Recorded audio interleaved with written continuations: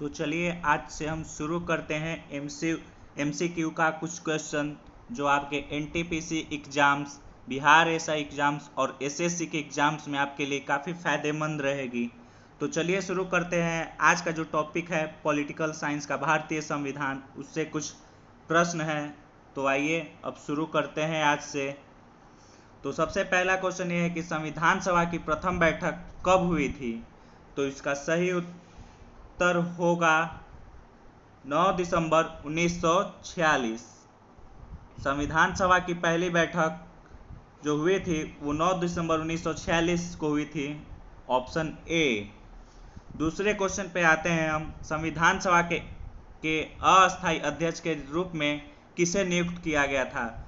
तो जैसा कि हम सभी जानते हैं कि संविधान सभा के अस्थायी अध्यक्ष के रूप में डॉक्टर सच्चिदानंद सिन्हा को नियुक्त किया गया था, ऑप्शन है बी। प्रारूप समिति के अध्यक्ष कौन थे? तो प्रारूप समिति के अध्यक्ष डॉक्टर भीमराव अंबेडकर थे। तो चलिए हम बढ़ते हैं नेक्स्ट क्वेश्चन की तरफ। तो आइए शुरू करते हैं चौथा नंबर क्वेश्चन।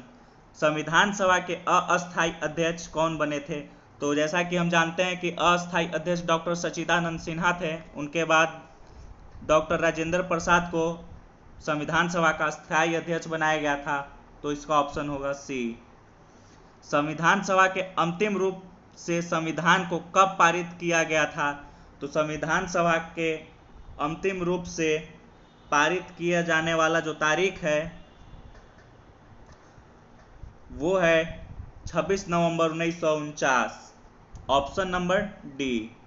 क्वेश्चन नंबर 6, भारतीय संविधान किस दिन से पूर्णतः लागू हुआ था?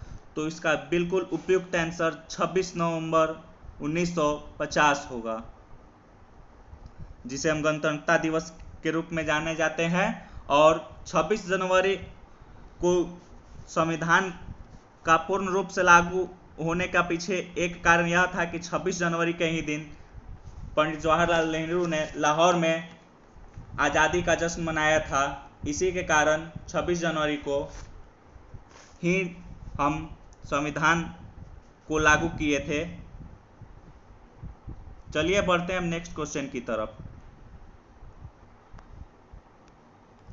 7वां क्वेश्चन नंबर, भारत कब गणतंत्र बना? 7वां क्वेश्चन है भारत कब गणतंत्र बना? तो आइए इसका सीधा आंसर हम ट्रिक करते हैं। भारत 26 जनवरी 1950 को पूर्ण रूप से गणतंत्र बना था।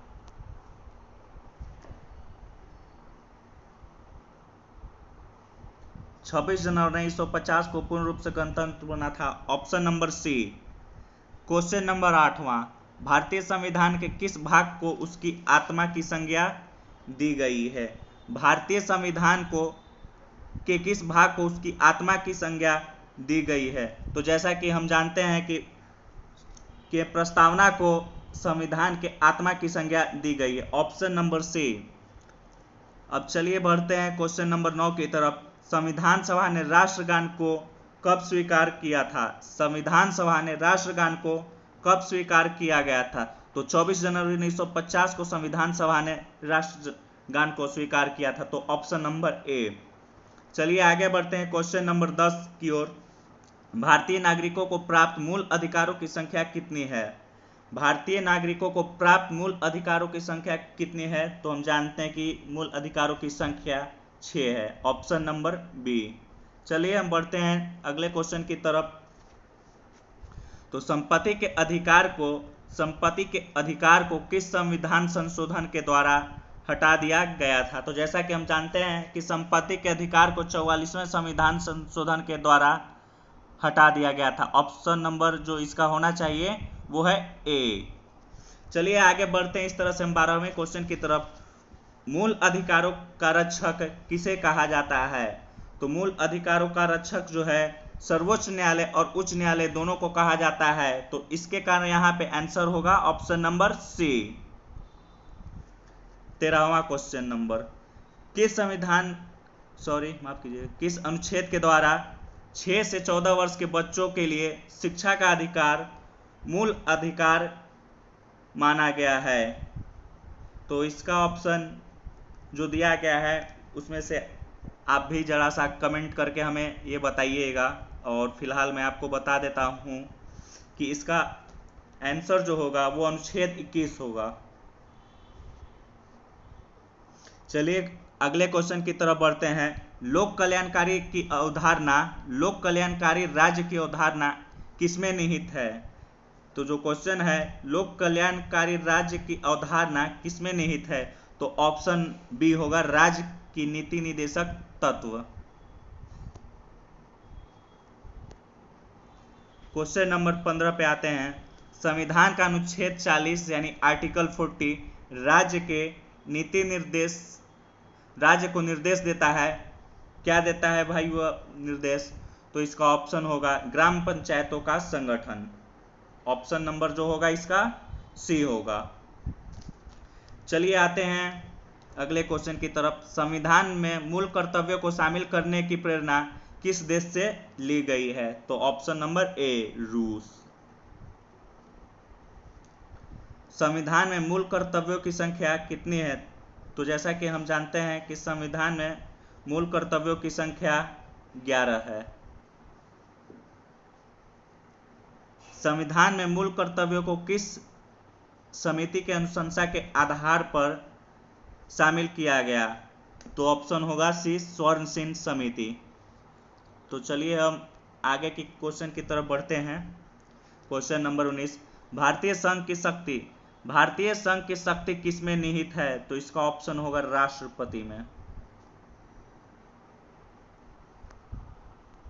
इसका ऑप्शन होगा सी। चलिए 20वें क्वेश्चन की तरफ बढ़ते हैं। राष्ट्रपति के निर्वाचक मंडल में शामिल हैं तो वो कौन से हैं? तो अकॉर्डिंग टू ऑप्शन इसका आंसर जो होगा वो होगा लोकसभा और राज्यसभा दोनों सदनों के निर्वाचित सदस्य। तो जिस तरह से आप ऑप्शन में देख सकते हैं, संसद के दोनों सदनों के निर्वाचित सदस्यों एवं राज्य के विधान सभाओं के निर्वाचित सदस्य। तो इस तरह से इसका ऑप्शन होगा सी। अगले क्वेश्चन की तरफ बढ़ते हैं। राष्ट्रपति के कार्यकाल की अवधि कितनी होती है? तो राष्ट्रपति के कार्यकाल की अवधि 5 वर्ष होती है। आते हैं क्वेश्चन नंबर 22 पे। राष्ट्रपति के पद के चुनाव के लिए कौन सी विधि अपनाई जाती है? तो राष्ट्रपति के चुनाव के लिए अनुपातिक प्रतिनिधि, एकल संक्रमणीय और अप्रत्यक्ष मतदाता, ये तीनों ही अपनाई जाती है। तो इस तरह से इसका ऑप्शन जो होगा वो डी होगा यहाँ पे। तो परीक्षा में आप लोग ये ध्यान दीजिएगा कि ऑप्शन में अगर सब कुछ दिया रहेगा तो लास्ट ऑप्शन ये भी होगा, ऑल ऑफ दीज। तो आपको उसी तरह से आपको ध्यान देके ट्रिक करना होगा। चलिए आगे क्वेश्चन की तरफ बढ़ते हैं। निर्विरोध चुने जाने वाले राष्ट्रपति का नाम क्या है? तो जैसा कि हम जानते हैं कि नीलम संजीव रेड्डी जी को निर्विरोध राष्ट्रपति चुना गया था। तो ऑप्शन नंबर बी होगा यहाँ पे। राष्ट्रपति पर महाभियोग का आरोप संसद के किस सदन द्वारा लगाया जा सकता है? राष्ट्रपति पर महाभियोग का आरोप संसद के किस सदन द्वारा लगाया जा सकता है? तो इसका आंसर होगा संसद के किसी भी सदन द्वारा, चाहे वो लोकसभा हो या राज्यसभा हो, दोनों सदनों के द्वारा ये आरोप लगाया जा सकता है। भारतीय सेनाओं का सर्वोच्च सेनापति कौन होता है? तो भारतीय सेनाओं का सर्वोच्च सेनापति राष्ट्रपति होता है। तो बढ़ते हैं क्वेश्चन नंबर 26 की तरफ। भारतीय संविधान के अनुसार संघ की कार्यपालिका की शक्ति किसमें निहित होती है? तो भारतीय संविधान के अनुसार संघ की कार्यपालिका शक्ति राष्ट्रपति में निहित होती है। तो इसका ऑप्शन का आंसर होगा ए। तो चलिए इस तरह से हम बढ़ते हैं अगले क्वेश्चन की तरफ। क्वेश्चन नंबर 27 पे आते हैं। उपराष्ट्रपति के निर्वाचक मंडल में शामिल हैं तो ऑप्शन के थ्रू हम देखेंगे राज्यसभा एवं लोकसभा के सदस्य होंगे। तो यहाँ पे ऑप्शन नंबर होगा जो वो ऑप्शन नंबर सी होगा। चलिए 28वें नंबर क्वेश्चन पे आते हैं। राष्ट्रपति राज्यसभा के कितने सदस्यों को मनोनीत कर सकता है? तो राष्ट्रपति राज्यसभा के 12 सदस्यों को मनोनीत कर सकता है। तो ऑप्शन नंबर होगा ए।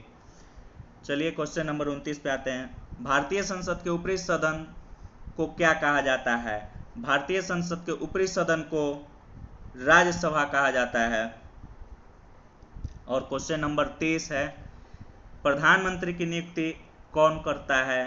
तो प्रधानमंत्री की नियुक्ति राष्ट्रपति करते हैं। और इसी के साथ आप सभी विद्यार्थियों को ये सूचित किया जाता है कि एनटीपीसी, एसएससी और रेलवे के सारे ग्रुप्स के एग्ज़ाम और जो बिहार एसआई का एग्ज़ाम आगामी जो एग्ज़ाम आने वाला है, उन सभी को ध्यान में रखते हुए आपको प्रत्येक दिन डेली इसी तरह से एमसीक्यू का कुछ सेट मिलता जाएगा, जिसको आप भी अच्छे तरीके से पढ़ ले, रिवीजन कर ले और उन सभी का एक नोट्स बना ले, जो आने वाले एग्ज़ाम में आपके लिए बेहद ही फायदेमंद साबित होने वाला है। तो चलिए, कल भी आपको इसी तरह से क्वेश्चन का सेट मिलता जाएगा एमसीक्यू का।